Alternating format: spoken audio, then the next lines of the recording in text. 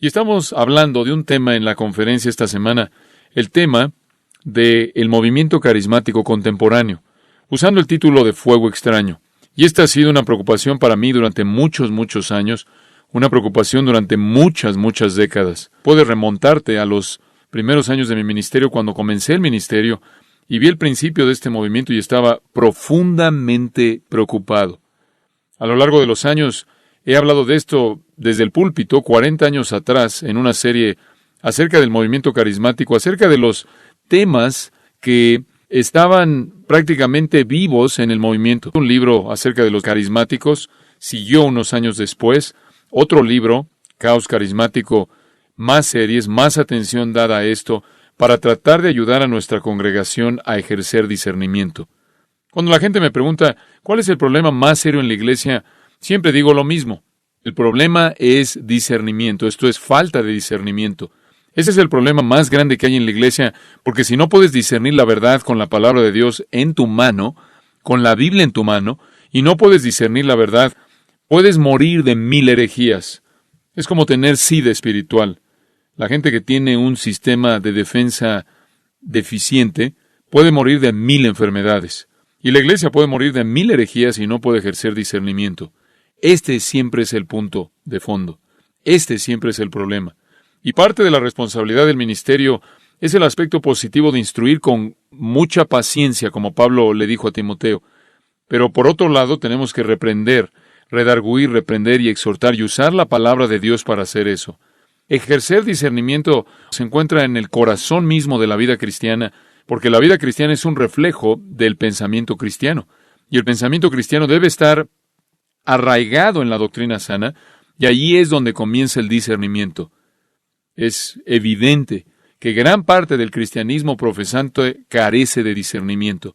Y entonces, el esfuerzo en esta conferencia en estos días, y con mis queridos amigos que nos van a estar compartiendo y abriendo la palabra de Dios a ustedes y hablándoles, es ayudarles a ejercer discernimiento. Sabemos que hay gente en este movimiento que son engañadores y saben que son engañadores. Hay falsos maestros y saben que son falsos maestros. Y están involucrados en esto por motivos económicos y saben que están involucrados por motivos económicos. También sabemos que hay gente que está inmersa en este movimiento, que están engañados y quizás no sepan que están engañados. Estas son las ramas que necesitan ser arrebatadas del fuego, usando las palabras de Judas. Hay líderes que necesitan ser confrontados y expuestos, y hay líderes que son ignorantes, que necesitan ser ayudados y alentados y conocer la verdad. Deseamos ser como los nobles de Berea. Queremos escudriñar las Escrituras y ver si estas cosas son así, evaluar todo a la luz de la palabra de Dios, y ese va a ser nuestro esfuerzo en esta semana. Y como dije hace un minuto, realmente son los escogidos, tienen un asiento especial en este evento, en esta conferencia. Esto, hasta donde yo sé, nunca ha sucedido en la iglesia a lo largo de mi vida, en donde gente se han reunido para pensar acerca de este asunto. ¿Qué tan grande es? Hay 500 millones de carismáticos profesantes en el planeta. 500 millones. Para tener una perspectiva clara de esto, hay 1 billón de católicos romanos. Y para tener una mejor perspectiva de esto, hay 14 millones de mormones. 14 millones de mormones, 500 millones de carismáticos. Este es un asunto inmenso. No creo que nadie culparía a pastores por confrontar al mormonismo, y deberían hacerlo con una perspectiva falsa de Dios, un concepto falso de Dios, un concepto falso de Cristo, un concepto falso de la salvación. ¿Por qué es que nos hemos rehusado tanto a confrontar este movimiento tan grande que ha cautivado a 500 millones y más de personas? Entonces, lo que vamos a hacer en estos días, mientras estamos juntos, es hacerlo fielmente, hacerlo amorosamente, hacerlo compasivamente, pero hacerlo de una manera muy directa que te va a ayudar a entender los asuntos que están en juego para que puedas ejercer discernimiento. Y entonces se puedan convertir en una fuerza, un movimiento, un grupo de personas que puedan ayudar a otras personas a ver la luz. Y quiero que abran sus Biblias en Levítico capítulo 10. Levítico capítulo 10 es en donde encontramos la porción de las Escrituras que es la fuente del título de la conferencia, Fuego Extraño. El deber más elevado y el privilegio más elevado la conducta más esencial y la responsabilidad suprema para la humanidad es adorar a Dios. Permítanme repetir eso porque quizás estaban distraídos buscando el pasaje en su Biblia. El deber más elevado, el privilegio más elevado, la conducta más esencial y la responsabilidad suprema de la humanidad es adorar a Dios. El Padre busca verdaderos adoradores, creyentes en el Evangelio, en el Señor Jesucristo. Ellos son los verdaderos adoradores. Entonces, nuestro deber y privilegio y prioridad eternos son la adoración. De hecho, cualquier vistazo que vemos al cielo en el libro de Apocalipsis revelará que todos los que están ahí, tanto santos como ángeles, están glorificando a Dios dándole honra. La actividad más seria que jamás alguien hará es la adoración. La actividad más seria que cualquier persona llevará a cabo es adorar. Y no solo en el cielo, sino también en la tierra. Cuando te congregas y dices que es con el propósito de adorar a Dios, acabas de pronunciar sobre ti mismo una urgencia y una severidad y una seriedad de la actividad misma en la cual te involucras. Nada es más serio que la adoración. Y me temo que en nuestra cultura la adoración se ha vuelto frívola, superficial, se ha trivializado. Esta es la actividad más seria. Esta es la actividad más seria que cualquier persona jamás realizará, adorar a Dios. Somos llamados a adorar en espíritu, esto significa con nuestras emociones y con nuestras facultades humanas.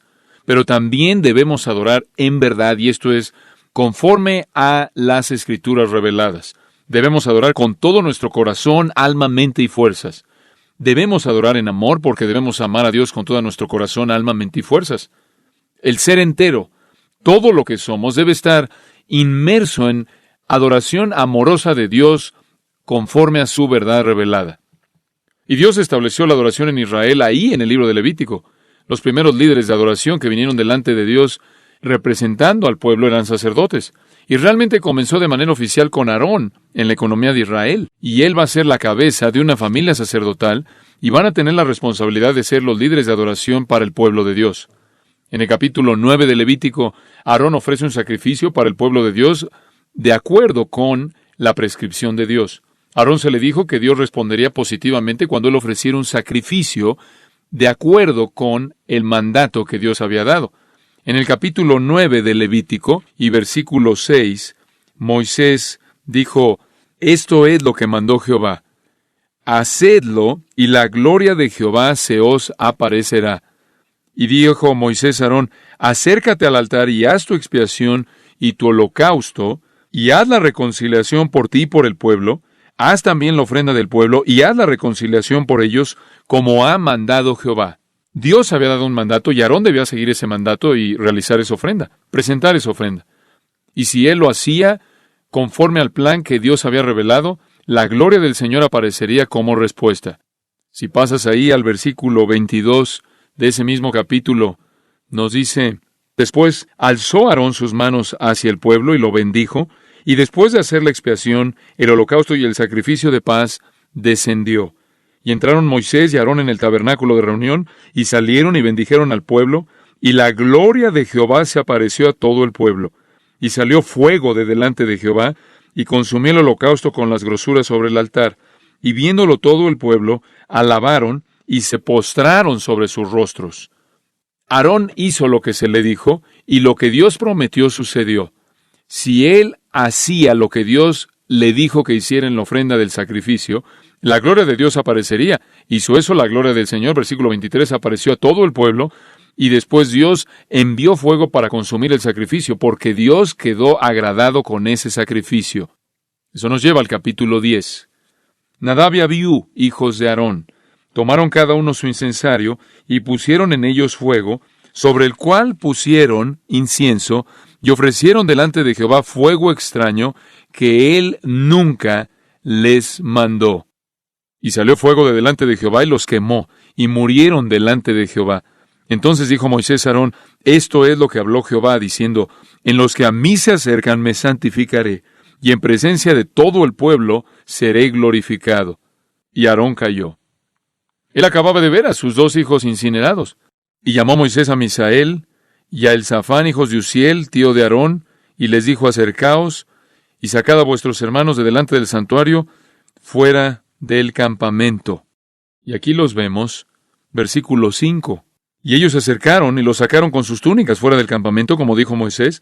Entonces Moisés dijo a Aarón y a Eleazar y Tamar sus hijos: no descubráis vuestras cabezas, ni rasguéis vuestros vestidos en señal de duelo, para que no muráis, ni se levante la ira sobre toda la congregación, pero vuestros hermanos, toda la casa de Israel, sí lamentarán por el incendio que Jehová ha hecho. Ni saldréis de la puerta del tabernáculo de reunión, porque moriréis, por cuanto el aceite de la unción de Jehová está sobre vosotros. Y ellos hicieron conforme al dicho de Moisés. Y Jehová habló a Aarón diciendo: tú y tus hijos contigo no beberéis vino ni sidra cuando entréis en el tabernáculo de reunión, para que no muráis. Estatuto perpetuo será para vuestras generaciones, para poder discernir entre lo santo y lo profano, y entre lo inmundo y lo limpio, y para enseñar a los hijos de Israel todos los estatutos que Jehová les ha dicho por medio de Moisés. Aarón fue obediente y Dios consumió el sacrificio. Sus 2 hijos fueron desobedientes y Dios los consumió a ellos. No quiero entrar a todos los detalles de esto. Es suficiente decir que cuando tú vienes delante del Señor, más vale que honres al Señor. Más vale que vengas de una manera que es coherente con su voluntad y revelación. Esto es lo que significa adorar en verdad. Ahora, los hijos de Aarón eran hombres muy honrados, muy respetados. Eran sacerdotes del Dios verdadero. El mayor era prácticamente el que estaba en línea para asumir la responsabilidad de sumo sacerdote. Era el siguiente: Moisés era su tío. Sus nombres aparecen encabezando la lista de los nobles de Israel en Éxodo 24. Eran hombres muy respetados. Fuera de Abraham y Moisés, son los únicos que se nombran en las Escrituras por primera vez que las Escrituras se refieren a los líderes de Israel. Ellos, realmente, fuera de Aarón y Moisés, eran los únicos nombrados. Estos 2 hijos fueron los primeros en la lista de líderes de Israel que fueron nombrados. Y esto lo vemos en Números, y ese realmente era el Sanedrín, los primeros 70 ancianos. No eran siniestros, no eran malos, no eran usurpadores, eran hombres honrados. Con los 70 se les dio el privilegio de subir a Sinaí, en parte, para ver a distancia cómo Dios le hablaba a Moisés. Este fue un gran privilegio porque al pueblo no se le permitió acercarse al monte. Inclusive a los animales no se les permitió acercarse al monte, de acuerdo con Éxodo capítulo 19. Todos tenían que quedarse muy, muy lejos.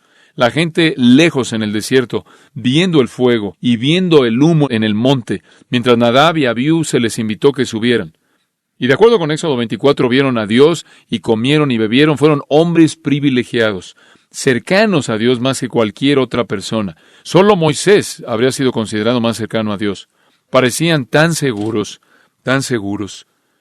Y después sucedió, versículo 2, y salió fuego de delante de Jehová, y los quemó, y murieron delante de Jehová. Entonces dijo Moisés a Aarón: esto es lo que habló Jehová diciendo. Esto es algo serio. Versículo 2, ellos ofrecieron fuego extraño que nunca les mandó.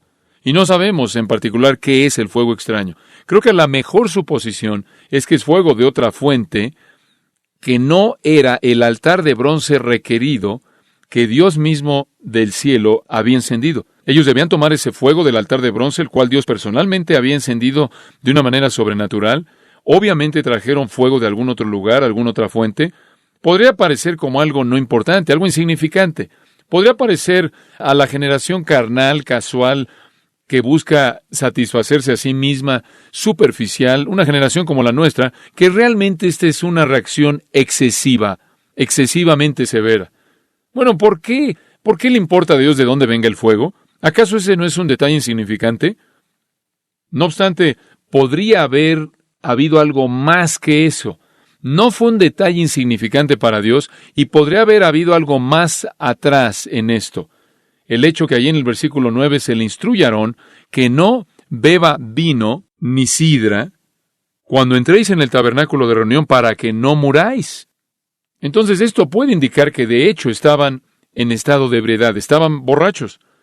No estaban en control de sus pensamientos, y esto llevó a su menosprecio blasfemo hacia la prescripción que Dios había ordenado. El mismo fuego que encendió el sacrificio en el Nuevo 24, los consumió como antorcha en el capítulo 10. Esto es algo sobrio y esto es algo aterrador. Esto nos recuerda a Dios matando a Ananías y a Zafira en frente de la congregación en Hechos 5 porque mintieron al Espíritu Santo acerca de cuánto dinero tenían cuando vendieron su propiedad. Y esto también le podría parecer a una cultura casual, a una cultura carnal, como una reacción excesiva. Pero permítanme decirles de una manera simple algo. Los crímenes más serios en contra de Dios ocurren en la adoración corrupta. Las señales más serias, los crímenes más serios más bien, en contra de Dios, ocurren en la adoración corrupta. Pasen conmigo, si son tan amables, por un minuto, de regreso al capítulo 32 de Éxodo.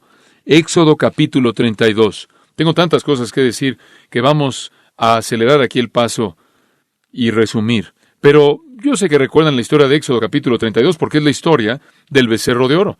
Versículo 4 de ese capítulo, este es Aarón que ha guiado esto. Él prácticamente los tomó de las manos de ellos y le dio forma con buril e hizo de ello un becerro de fundición. Entonces dijeron: Israel, estos son tus dioses que te sacaron de la tierra de Egipto. El becerro de oro era una representación falsa del Dios verdadero. Y el pueblo, como nos dice en el versículo 6, al día siguiente madrugaron y ofrecieron holocaustos y presentaron ofrendas de paz. Y se sentó el pueblo a comer y a beber y se levantó a regocijarse. Estaban adorando al Dios verdadero en una forma falsa, transformando la gloria de Dios en una representación falsa, una imagen falsa. Y ustedes saben cómo siguió la historia. Fue un desastre para ellos. Hubo prácticamente una matanza masiva. La gente murió ahí en el momento. Se levantó hermano contra hermano con una espada y prácticamente destazaron a su propia familia, llevando prácticamente a la práctica, cumpliendo el mandato de Dios de castigar a los adoradores que habían corrompido la adoración. Y quiero repetir eso de nuevo. Los crímenes más serios jamás cometidos en contra de Dios son cometidos en la adoración corrupta. Y eso nos lleva al punto en donde necesitamos decir que el movimiento carismático continuamente deshonra a Dios en sus formas falsas de adoración. Deshonra al Padre, deshonra al Hijo, pero de manera más específica, deshonra al Espíritu Santo, con ideas irreverentes, acciones irreverentes, creencias falsas, declaraciones falsas, promesas falsas, conductas carnales. Todas estas cosas son atribuidas al Espíritu Santo, pero son una deshonra a aquel con el cual se están identificando. Es más fuego extraño y lo triste es que es justificación para juicio. Es justificación para juicio. Cuando estaba hablando de esto hace algunos meses atrás a nuestra iglesia, dije que era algo severo. Jesús le dijo a los líderes judíos: ustedes han atribuido las obras del Espíritu Santo que yo he hecho a Satanás. En otras palabras, ellos dijeron: Jesús hizo lo que hizo por el poder de Satanás, Mateo 12. Y él dijo: ustedes han atribuido las obras del Espíritu Santo a Satanás. Y es apropiado decir que lo inverso está sucediendo en muchos lugares en el movimiento carismático. Están atribuyendo al Espíritu Santo las obras de Satanás. Una vez habían atribuido a Satanás las obras del Espíritu Santo y ahora ha sido invertido. Dios el Padre, Dios el Hijo, Dios el Espíritu Santo, el Dios Trino, no es alguien con quien debes jugar. Es peligroso para todos los que ofrecen fuego extraño. Es peligroso para todos los que ofrecen adoración corrupta. Es peligroso declarar cosas que el Espíritu Santo no ha hecho, no ha dicho, cosas en las que no participa y decir que son obras del Espíritu Santo. Esto no es algo insignificante, sino que es una deshonra radical, seria, al tratar al Espíritu Santo de esta manera y aparentemente la gente no lo ve. El otro día estaba viendo algo de la conducta que se lleva a cabo entre hindús, que son parte de lo que es llamado la secta Kundalini. La secta Kundalini, el grupo Kundalini. Tienen ciertos movimientos corporales que parecen quizás ser mejor explicados por posesión demoníaca. Y prácticamente son los movimientos corporales idénticos que encontramos en personas en el movimiento carismático, en las conductas extremas que vemos en los supuestos avivamientos. Esto es paganismo. Esta es la obra de Satanás. Esta es la obra del reino de las tinieblas y no debe ser atribuida al Espíritu Santo. Es algo trágico. En ciertas maneras es tan ridículo que te podrías reír de esto. Es algo trágico y es una ironía agonizante, francamente, que aquellos que dicen estar más entregados, aquellos que dicen tener la mayor devoción al Espíritu Santo, aquellos que dicen disfrutar de su poder, aquellos que dicen estar experimentando su presencia, están siguiendo patrones que blasfeman su nombre y que son iguales a los de aquellos que están involucrados con demonios. Atribuirle al Espíritu Santo obras que Él no hizo, palabras que Él no dijo, experiencias que Él no lleva a cabo, es un crimen muy serio, un crimen muy serio. En algunas maneras, los carismáticos han aventado sus fantasías al fuego extraño de la experiencia mística y el poder demoníaco, y adoran al Dios falso que salió de esto. ¿Estoy acaso desacreditando a toda persona en el movimiento? No. Creo que hay gente en el movimiento que desean adorar a Dios de una manera correcta, de una manera verdadera. Pueden estar atrapados en esta adoración falsa también porque la intención no es suficiente. El movimiento en sí mismo, escucha con atención, no ofrece nada de adoración verdadera. ¿Puedo repetir eso?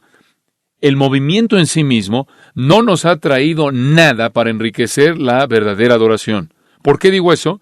Porque el movimiento carismático como tal no ha contribuido a la claridad bíblica, no ha contribuido a la interpretación bíblica, no ha contribuido a la doctrina sana. Hemos tenido una interpretación bíblica precisa mucho antes de que el movimiento carismático comenzara. Hemos tenido doctrina fuerte mucho antes de que el movimiento carismático sucediera. Nos remontamos al pasado en la historia y hemos tenido un flujo constante de hombres fieles, remontándonos hasta los apóstoles, un flujo, una corriente clara de verdad que nos da un entendimiento rico y pleno de la palabra de Dios. Esa es la razón por la que un cristiano en la actualidad puede regresar y leer a los apóstoles y después regresar y leer a los reformadores y leer a los puritanos y seguir el flujo de verdad a lo largo de la historia y encontrar riqueza y entendimiento y claridad en todo punto de doctrina, regresando hasta el pasado. Ellos no añadieron nada a eso. Ellos prácticamente trajeron el caos, la confusión, la representación equivocada de Dios y el entendimiento equivocado de la verdad. ¿Acaso algunos en el movimiento carismático creen la verdad? Claro, la creen. ¿Algunos en el movimiento carismático tienen doctrina sana en algunos puntos? La tienen. Pero ninguno de esos entendimientos verdaderos han llegado a ellos a través de ese movimiento. El entendimiento verdadero de puntos doctrinales correctos que tienen siempre han estado ahí en la fila larga de predicadores piadosos y maestros fieles que Dios ha usado para mantener la verdad, para preservar la verdad y mantener a la iglesia en el curso correcto. El movimiento no añade nada a eso. Prácticamente le resta, lo confunde, quita la verdad, sustrae a la verdad, confunde. No es una fuente para algún tipo de extensión de nuestro entendimiento de las Escrituras o de doctrina sana. ¿Acaso han habido personas que verdaderamente han sido salvas en iglesias carismáticas y bajo la predicación de predicadores carismáticos? Respuesta, sí, pero nada ha salido de ese movimiento que haya sido la razón por la que fueron salvados. El Evangelio es la razón por la que fueron salvados y no fue inventado por ese movimiento. En algunos lugares todavía está intacto, en algunos no lo está. Nada saliendo del movimiento carismático ha provisto algún tipo de recuperación o fortalecimiento del Evangelio bíblico. Nada que sale del movimiento carismático ha preservado la verdad y la doctrina sana. Únicamente ha producido distorsión, confusión y error. La fe del Evangelio bíblico ha permanecido intacta, ha sobrevivido. Y sobrevivirá porque Dios la protege y levanta hombres fieles en iglesias fieles para transmitirla de generación a generación. Sí, hay personas en el movimiento carismático que conocen la verdad, que aman la verdad, que son ortodoxos en el Evangelio y heterodoxos en el Espíritu Santo. No todos ellos son herejes, pero lo repito, la contribución de la verdad a personas en el movimiento no viene del movimiento, sino que viene a pesar del movimiento. Pero por otro lado, el movimiento carismático está lleno de gente incrédula, personas que no conocen a Dios, personas que están involucradas por razones carnales, deseos carnales y experiencias emocionales. Estoy agradecido por aquellos de ellos que conocen la verdad y que son fieles a la verdad, pero la mayoría de ellos, me temo, están en la oscuridad. Y este es el engaño más grande de todos.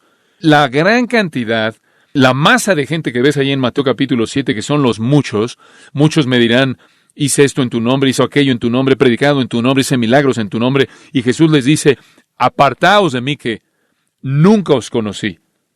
Esto ciertamente es una profecía en un sentido de este movimiento. Yo glorifico a Dios por su gracia a pecadores que están en esas iglesias y bajo esas influencias, y Dios ha permitido que la verdad resida en algunos de estos ambientes. Y le doy a Él la gloria por esa gracia que es dada a pecadores que están en esas iglesias. Es posible, a pesar del movimiento, convertirse en un creyente, pero no debido al movimiento.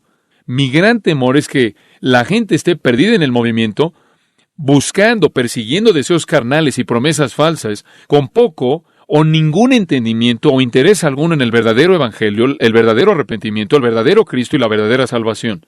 Ningún movimiento, supuestamente basado en un evangelio ortodoxo, ha hecho más daño a la iglesia que este movimiento, y como lo dije, solo tienes 14 millones de mormones.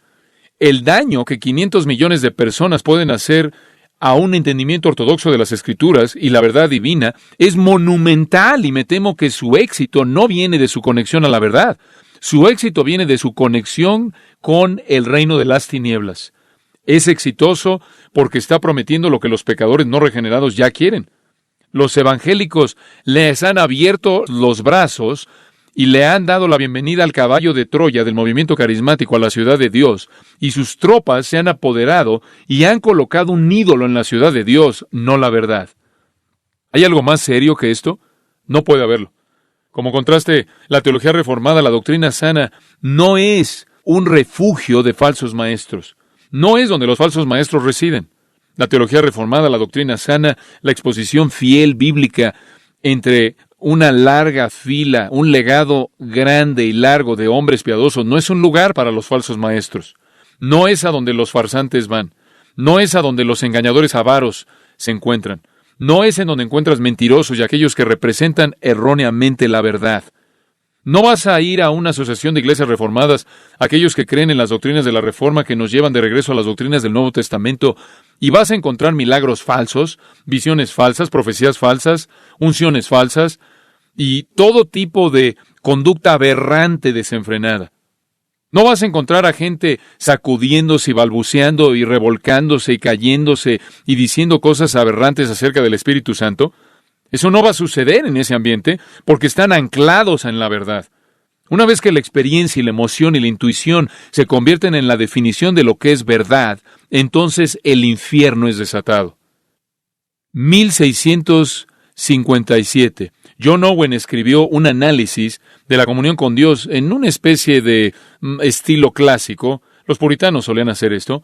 Este es el título de su libro. Este es el título. De la comunión con Dios, el Padre, el Hijo y el Espíritu Santo. Cada persona distintivamente en amor, gracia y consolación. Ahora, ese es un título no muy breve, ¿no crees? O dice, aquí hay otro título. La comunión de los santos con el Padre, el Hijo y el Espíritu Santo desarrollada. Es un tesoro. Este libro escrito por John Owen porque explica la comunión trinitaria. Y Owen muestra cómo nuestra comunión es con el Padre y con el Hijo y con el Espíritu. Y cómo recibimos de cada persona en particular, cómo respondemos a cada persona en particular de la Trinidad. Nuestra relación de pacto está ligada con cada miembro de la Trinidad. Nuestra relación es iniciada por el Padre, es ratificada por el Hijo, es comunicada por el Espíritu Santo. El Padre expresa amor divino soberano. El Hijo expresa gracia divina soberana. El Espíritu Santo prácticamente entrega. El Espíritu Santo disemina vida soberana divina. Debemos estar involucrados en adoración plena del Espíritu Santo, celebrando todo lo que Dios ha hecho en la iniciación, todo lo que el Hijo ha hecho en la validación y todo lo que el Espíritu ha hecho, por así decirlo, en la consagración del acto en sí de salvarnos y santificarnos. ¿Cuál es la obra del Espíritu Santo? Él redarguye, regenera, justifica, Él ilumina, limpia, convierte, Él santifica, adopta, bautiza, mora, Él capacita, Él guía, Él libra, Él produce fruto, Él nos asegura. Esto es lo que las Escrituras dicen, y lo que no dicen es esto. El Espíritu Santo nos derriba. El Espíritu Santo nos hace reír de una manera torpe. El Espíritu Santo hace que nuestra temperatura corporal se incrementa. El Espíritu Santo nos produce hipo. El Espíritu Santo nos produce convulsiones, nos lleva a un estupor, nos hace vernos como si estuviéramos borrachos, nos hace que nos caigamos, nos hace hablar en balbuceo, nos hace producir gemidos, brincar, nos hace revolcarnos. Ridículo, absolutamente ridículo. El ministerio del Espíritu, escribe John Owen, consiste en traer las promesas de Cristo a nuestra memoria, en glorificarlo en nuestros corazones, en derramar el amor de Dios en nosotros, en dar testimonio a nosotros acerca de nuestro estado y condición espirituales, en sellarnos para el día de la redención, en ser las arras de nuestra herencia, en ungirnos con consolación, en confirmar nuestra adopción, en estar presente con nosotros en nuestras súplicas.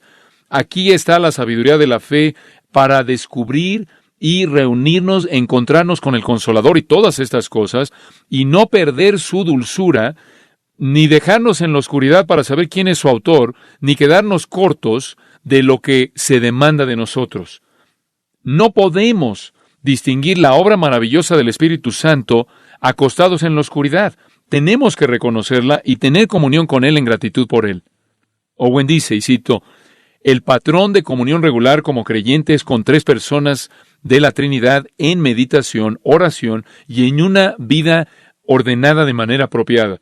Debemos meditar en la misericordia especial y ministerio de cada persona hacia nosotros y hacer que nuestra respuesta apropiada sea el amor y sumisión de manera distintiva a cada uno de ellos. Fin de la cita. Esta es comunión plena con Dios. Desagrada a Dios cuando nos burlamos del Espíritu Santo. Romanos 12 habla de la adoración aceptable. Esta es la prioridad. Esta es la prioridad definitiva. Otro puritano, Thomas Goodwin, dice, y cito, nuestra adoración algunas veces es con el Padre, y después con el Hijo, y después con el Espíritu Santo. Algunas veces su corazón es llevado a considerar el amor del Padre en escoger, y después el amor de Cristo al redimir, y después el amor del Espíritu Santo al escudriñar las cosas profundas de Dios y revelarlas a nosotros, y esto es lo que nos cautiva, y entonces un hombre va de un testimonio a otro de manera distintiva, el cual, dice Goodwin, es la comunión que debemos tener. Fin de la cita. Él continúa y dice, y cito, nunca debemos estar satisfechos hasta que las 3 personas estén al mismo nivel en nosotros y estemos sentados, por así decirlo, en medio de ellas, mientras que las 3 manifiestan su amor a nosotros. Esto es lo más elevado que Cristo jamás prometió en esta vida. Me encanta esa frase. Dejar que todas las personas de la Trinidad estén al mismo nivel en nosotros, dándoles a los 3 el mismo honor por igual. Fin de la cita. Hay una advertencia en Hebreos 10, si quieren verla por un momento. Hebreos 10, versículo 29. ¿Cuánto mayor castigo pensáis que merecerá el que pisoteare al Hijo de Dios y tuviere por inmunda la sangre del pacto en la cual fue santificado e hiciere afrenta al Espíritu de gracia? Normalmente nos detenemos en la primera mitad de ese versículo, acerca de que hay un infierno más caliente para gente que pisotea al Hijo de Dios. Hay un infierno más caliente para gente que pisotea al Hijo de Dios. No nos gusta cuando la gente pisotea al Hijo de Dios. Alrededor de los últimos 25 años ha habido una defensa bien pensada, extremadamente cuidadosa del Evangelio. Han habido organizaciones, instituciones, coaliciones, grupos. Puedo pensar en regresar antes de que Jim Boyce se fuera al cielo y comenzara la Asociación de Evangélicos que Confiesan. Y todo mundo estaba de acuerdo y se unió. Tenemos que defender a Cristo, defender su deidad, defender su persona, su naturaleza, defender su obra en la cruz, defender su resurrección, defender las doctrinas de la justificación y la multiplicidad de grandes verdades que están relacionadas a la obra de su cruz y resurrección. Han habido muchas personas y han habido muchos que han continuado y continuado y continuado y quizás se han excedido y ahora llegamos al punto que todo debe apuntar a la cruz y todo debe ver a la cruz y todo debe contemplar la cruz. Hemos defendido a Cristo con un compromiso incansable cuando Él ha sido atacado. Y prácticamente hemos hecho lo mismo cuando Dios ha sido atacado, cuando algunos teólogos han venido y han sugerido que Dios no conocía el futuro, que Dios no podía planear el futuro, que Él no tenía idea de cómo iba a ser el futuro. Fue llamado teología de apertura. Y mucha gente se unió a esto, y muchos eruditos y escritores y predicadores comenzaron a reunirse y a fortalecer a la comunidad de los evangélicos para responder a este ataque en contra de Dios el Padre. Pero en este versículo necesitas recordar que hay un castigo más severo para uno que ha insultado al Espíritu de gracia, a uno que ha hecho afrenta al Espíritu de gracia. Afrenta, esto es insultado. El verbo enubrizo en el griego, la forma del nombre, hubristes, de la cual obtenemos palabras en otros idiomas, que quieren decir audacia, insolencia, un insulto violento, un insulto abierto. Este es el Ruach de Yahweh. Este es el aliento del Todopoderoso. Este es Dios, el Espíritu Santo. Mientras que todos estaremos de acuerdo con que el infierno va a estar más caliente para gente que pisotea al Hijo de Dios, lo cual significa que conocen la verdad de su vida y muerte y provisión y la pisotean. Pero la misma advertencia es dada a personas que son audaces e insolentes e insultan de manera violenta al Espíritu de gracia. Y el siguiente versículo dice ahí en Hebreos, horrenda cosa es caer en manos del Dios vivo. Dice el siguiente versículo, versículo 30, pues conocemos al que dijo, mía es la venganza, yo daré el pago, dice el Señor, y otra vez el Señor juzgará a su pueblo. Horrenda cosa es caer en manos del Dios vivo. La gente debe estar aterrada por insultar al Espíritu Santo, aterrada. El Nuevo Testamento nos revela que el Ruach de Yahweh, el aliento de Dios, el Espíritu Santo, crea vida y transforma vida y purifica, conforta y conforma pecadores a Cristo, y equipa y capacita y sella y asegura y ilumina. Estas son cosas por las que Él debe ser honrado y amado. Aquí hay una cita, y cito, el engaño satánico más grande que jamás se le ha ofrecido a alguien es la doctrina falsa de una vez salvo, siempre salvo. Fin de la cita. ¿Quién es el que nos asegura para siempre? ¿Quién es el que nos sella para siempre? ¿Quién es las arras de nuestra herencia? El Espíritu Santo. La obra del Espíritu Santo consiste en asegurarnos para siempre. Aquí hay una cita de un líder carismático, y cito, el engaño satánico más grande que jamás se ha ofrecido es la doctrina falsa de una vez salvo, siempre salvo. Fin de la cita. Acabas de acusar al Espíritu Santo diciendo que la obra del Espíritu Santo es la obra de Satanás. Porque la obra del Espíritu Santo que intercede por nosotros con gemidos indecibles, toda persona que es llamada es justificada y toda persona que es justificada es ¿qué? Glorificada. Romanos 8. Esto es insultar al Espíritu Santo. Esto es algo peligroso, peligroso. Benny Hinn dice esto, y cito, no, nunca quiero ir con el Señor y decir, si es tu voluntad. Nunca digas eso. El Espíritu Santo actúa dependiendo de mis palabras. Él no se va a mover hasta que yo lo digo. Fin de la cita. ¿En serio? En 2 citas, acabas de ver al Espíritu Santo acusado de actividad demoníaca y su soberanía siendo cuestionada. Benny es el soberano, el Espíritu Santo no. Y esto, por cierto, viene de un falso maestro que dice que tiene la unción de Dios. Por cierto, esta es una fantasía manufacturada. Esa unción, y él recibió esto, dice él, de visitar las tumbas de 2 predicadores mujeres muertas, Amy Simple McPherson y Catherine Kuhlman, y mientras visitaba sus tumbas, él recibió la unción. No quiero perder tiempo analizando todas las declaraciones ridículas que ellos hacen. Solo quiero enfatizar lo serio que es esto. De nuevo, regresando al punto principal, la adoración del Dios Trino es el deber más fundamental de todos los deberes y la responsabilidad más elevada de todas. En Éxodo capítulo 20, se nos instruye acerca de Dios y la primera mitad de los mandamientos se relacionan con Él. De no hacer un ídolo, una imagen, y todo termina con no tomarás el nombre del Señor, ¿qué? En vano. Muy bien, tomar su nombre en vano. ¿Qué es eso? Es hablar de Dios de una manera irreverente. Hablar de Dios de cualquier manera irreverente.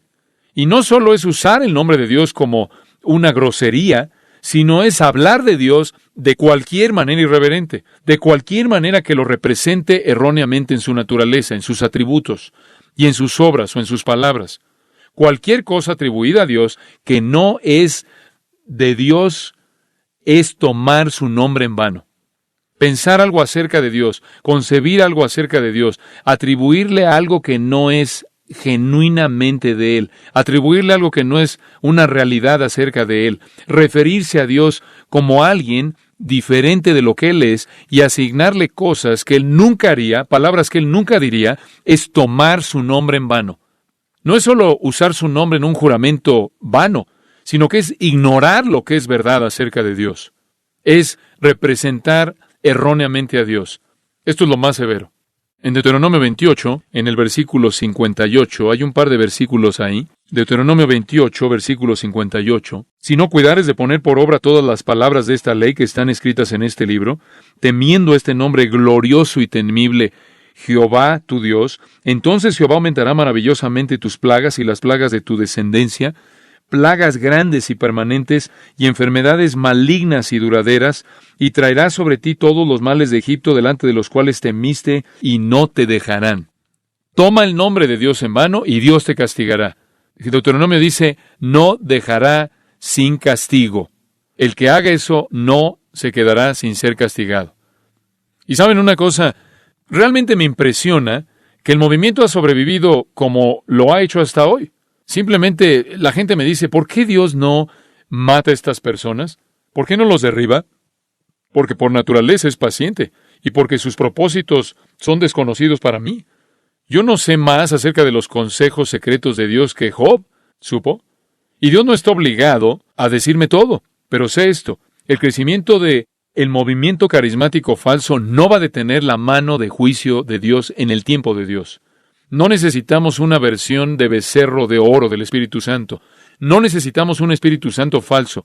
Necesitamos al Espíritu Santo que está revelado en las Escrituras, titulado El aliento del Todopoderoso, en Job 33, el Espíritu eterno de Hebreos 9, el Espíritu generoso, buen Espíritu de Salmo 51, el buen Espíritu del Salmo 153, y después todos estos nombres, el Espíritu del Dios viviente, el Espíritu de Dios, el Espíritu del Padre, el Espíritu de Cristo, el Espíritu del Hijo, el Espíritu de vida, el Espíritu de gracia, el Espíritu de sabiduría, el Espíritu de consejo, de poder, de entendimiento, conocimiento y del temor del Señor, el Espíritu de verdad, el Espíritu de santidad, el Espíritu de gloria, el Consolador, y en Lucas 1, el poder del Altísimo. Tan santo como es el Padre y el Hijo, así lo es el Espíritu. Tan soberano como lo son el Padre y el Hijo, así de soberano es el Espíritu. Tan poderoso como lo es el Padre y el Hijo, así de poderoso es el Espíritu. Tan lleno de gracia que es el Padre y el Hijo, así de lleno de gracia es el Espíritu. Igual de amoroso que es el Padre y el Hijo, así lo es el Espíritu, uno en perfección. Y eso simplemente me lleva a decir que estamos aquí para tratar de llamar a la restauración de la verdadera adoración del Espíritu Santo en la iglesia. Es difícil para mí tratar con esto. El celo, si puedo usar las palabras que Jesús usó del salmista, el celo por tu casa me ha consumido. Los vituperios que caen sobre ti han caído sobre mí. Cuando el Espíritu Santo es tan deshonrado, siento el dolor. La iglesia se ha levantado, como dije, para defender al Padre, defender al Hijo. ¿Acaso no se va a levantar para defender al Espíritu Santo? Realmente no hay manera de explicar ese fracaso. El movimiento carismático ha demandado con tanto éxito aceptación en base al amor y a la tolerancia, y ha sido bienvenido, corrompiendo a la iglesia, cultivando emocionalismo al extremo, confundiendo a la gente acerca de la adoración, la oración, la alabanza, la fe, el contentamiento, la humildad, la soberanía y muchísimas otras cosas. Y en otra ocasión, en otra parte de la historia en el pasado, habrían sido rechazados o como heterodoxos o como herejes. Permítanme concluir con algunos pensamientos. Y simplemente para tratar de lavar nuestras mentes de algunas de las cosas negativas que en cierta manera los forcé a que pensaran. Hay un gran tributo al Espíritu de Dios con el que quiero dejarlos, un gran tributo. Un tributo fuera de lo que hemos hablado con respecto de engañadores y falsos maestros, y este es su regalo más grande para nosotros. Y para ello quiero que pasen a Romanos capítulo 8. Romanos capítulo 8. Esta es una porción muy conocida de las Escrituras. Quiero que la vean con una luz fresca. Esta es su obra más grande para nosotros. Vamos a comenzar ahí en el versículo 26. Y de igual manera, el Espíritu nos ayuda en nuestra debilidad. Pues, ¿qué hemos de pedir como conviene? No lo sabemos, pero el Espíritu mismo intercede por nosotros con gemidos indecibles. Mas el que escudriña los corazones sabe cuál es la intención del Espíritu, porque conforme a la voluntad de Dios intercede por los santos. Claro que eso se está refiriendo al Espíritu Santo. Y sabemos que a los que aman a Dios, todas las cosas les ayudan a bien. Esto es, a los que conforme a sus propósitos son llamados. Porque a los que antes conoció, también los predestinó para que fuesen hechos conformes a la imagen de su Hijo, para que Él sea el primogénito entre muchos hermanos. Y a los que predestinó, a estos también llamó. Y a los que llamó, a estos también justificó. Y a los que justificó, a estos también glorificó. Romanos 8 es el capítulo del Espíritu Santo. Todo acerca del Espíritu Santo y su ministerio. Y llega al versículo 26 y el Espíritu Santo nos ayuda en nuestra debilidad.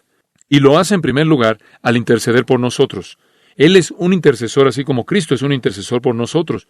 Y Él siempre intercede de acuerdo con la voluntad de Dios porque Él conoce la voluntad de Dios. Como resultado de la obra intercesora del Espíritu Santo, todo obra para bien. Todo obra para bien. Para nuestro bien eterno como creyente. No solo porque Dios lo dice, sino porque el Espíritu Santo se asegura de que suceda. ¿Muy bien? El Espíritu Santo es el que está haciendo que todo obre para nuestro bien. Todo, absolutamente todo. Pero hay otro elemento de esto. ¿Cuál es la esencia de esta bondad?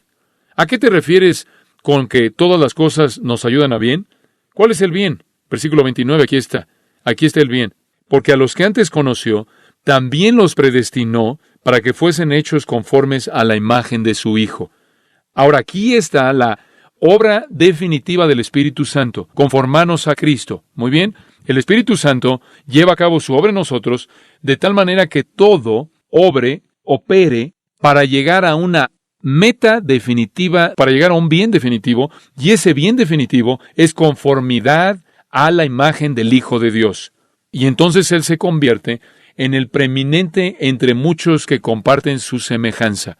Entonces, ¿qué es lo que el Espíritu Santo quiere hacer en tu vida? Dicho de una manera simple, conformarte ¿a quién? A Cristo, hacerte como Cristo. Conformarte a la imagen de Cristo. Él lleva a cabo sobre nosotros para hacernos como Jesucristo. Eso es de lo que Pablo habla en Filipenses cuando él dijo, prosigo a la meta. Y dices, bueno, ¿cuál es la meta? La meta es el premio del supremo llamamiento. ¿Cuál es el premio cuando seamos llamados al cielo? Seremos como Cristo.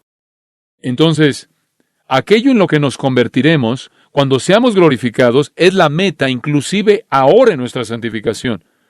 Aquello en lo que nos convertiremos, si hemos sido predestinados y llamados y justificados, seremos glorificados, y cuando seamos glorificados, seremos hechos como Cristo. 1 de Juan 3. Seremos como Él porque le veremos tal como Él es.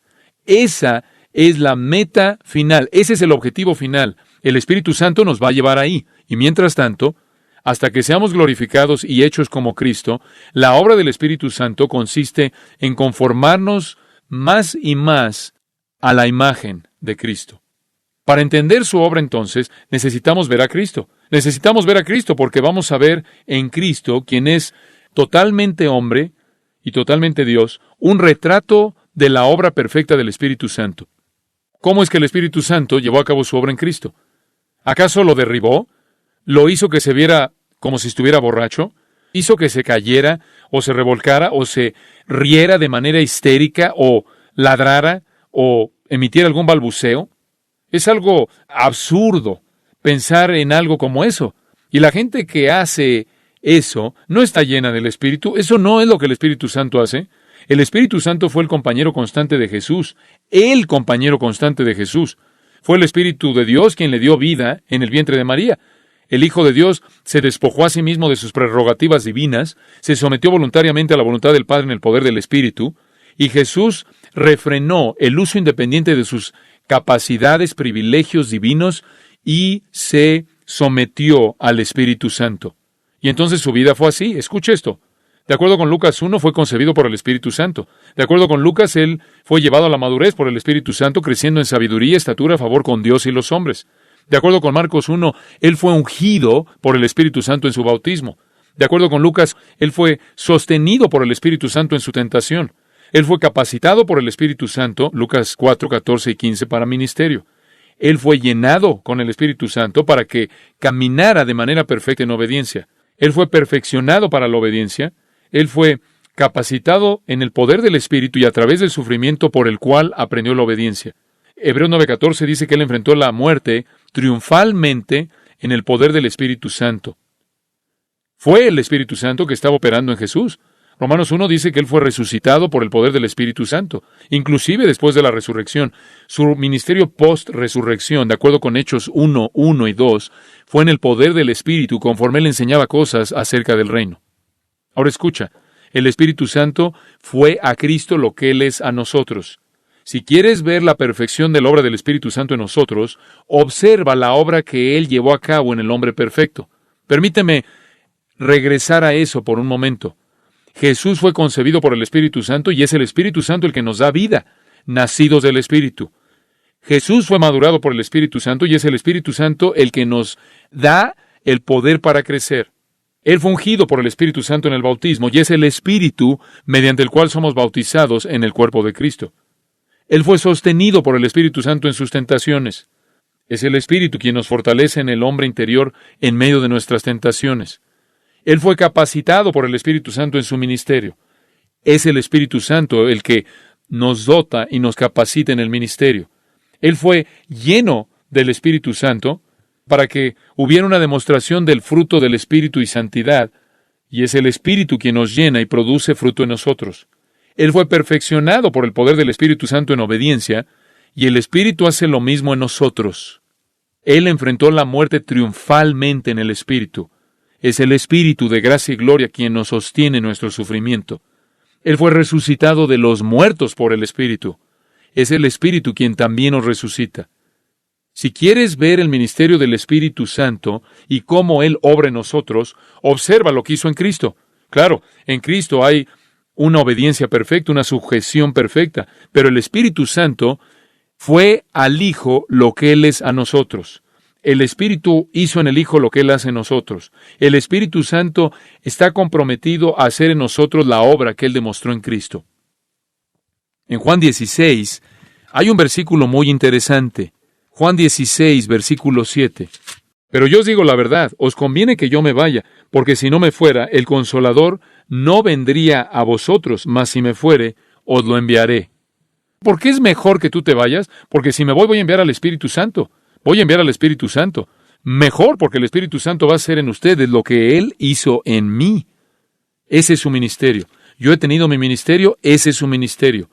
El mío ha llegado a su fin, el suyo está a punto de ser iniciado en su plenitud. Juan 14, 16. Y yo rogaré al Padre y os dará otro Consolador, para que esté con vosotros para siempre. Versículo 26. Mas el Consolador, el Espíritu Santo, a quien el Padre enviará en mi nombre, Él os enseñará todas las cosas y os recordará todo lo que yo os he dicho. Esto es primero a los apóstoles que van a escribir el Nuevo Testamento y extendido más allá de eso a todo creyente que se va a beneficiar del ministerio de la verdad del Espíritu Santo. El capítulo 15, en esencia, dice lo mismo.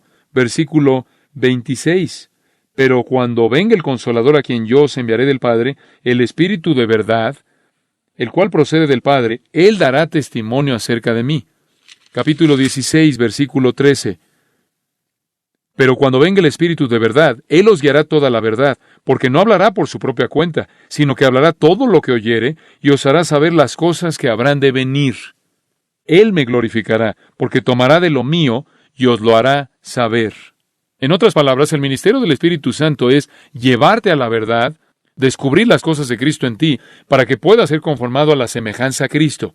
Esto es simplemente una realidad asombrosa. El Espíritu Santo hace en nosotros lo que Él hizo en el Hijo, conformarnos a la imagen misma de Cristo. Jesús nos muestra cómo se ve la humanidad perfecta. El Espíritu nos está conformando a Cristo, capacitando a los elegidos redimidos por Dios, para que a lo largo del tiempo seamos triunfales sobre el poder del pecado, la carne, Satanás y el mundo, capacitándonos para ser más y más como el Hijo de Dios. El Espíritu Santo está llevando a cabo en nosotros, produciendo en nosotros conocimiento santo, doctrina santa, obras santas, actitudes santas, palabras santas, una naturaleza santa. Esto es una manera de vivir santa, acciones santas, ambiciones santas, anhelos santos, deseos santos. Qué cosa tan horrible, qué insulto es para Él decir que es responsable por la corrupción y la impiedad y la insensatez, inclusive los elementos demoníacos que deshonran al Padre y al Hijo y al Espíritu Santo.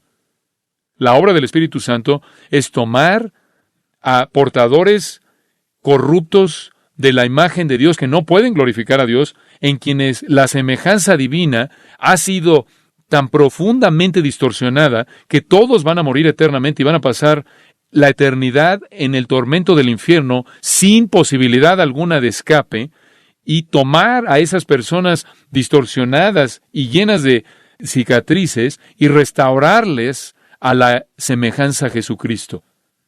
Comenzaré a creer que la verdad prevalece en el movimiento carismático cuando vea líderes que son las personas más expuestas a sus principios y que se vean más parecidos a Jesucristo. Y puedo ver que realmente sean participantes de la naturaleza divina.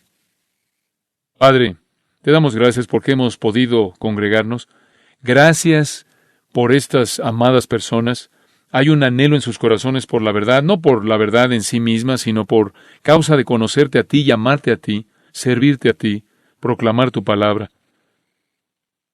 Sabemos cuál es la verdadera obra del Espíritu Santo, porque tú nos has dicho que en donde veamos semejanza a Cristo, la humildad de Cristo, la mansedumbre de Cristo, la gentileza de Cristo, la bondad de Cristo, la veracidad de Cristo, en donde vemos la palabra de Dios exaltada y honrada, sabemos que el Espíritu Santo está operando.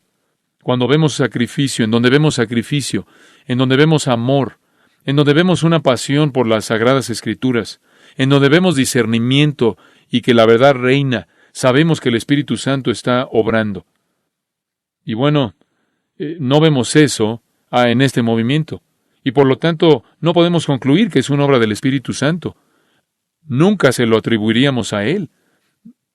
Tendríamos temor, siquiera de pensar de hacerlo. Haz que la verdad sea clara, Señor. Haz que la verdad sea clara. Ayúdanos a entender para que seamos medios de ayudar a otros a entender. Gracias por todo lo que has hecho en nosotros. No nos sentimos engañados. No necesitamos estar buscando, persiguiendo algún tipo de estas farsas insensatas. Estamos contentos porque la obra del Espíritu Santo verdaderamente se está desarrollando en creyentes verdaderos. Estamos agradecidos porque experimentamos eso. Está manifestando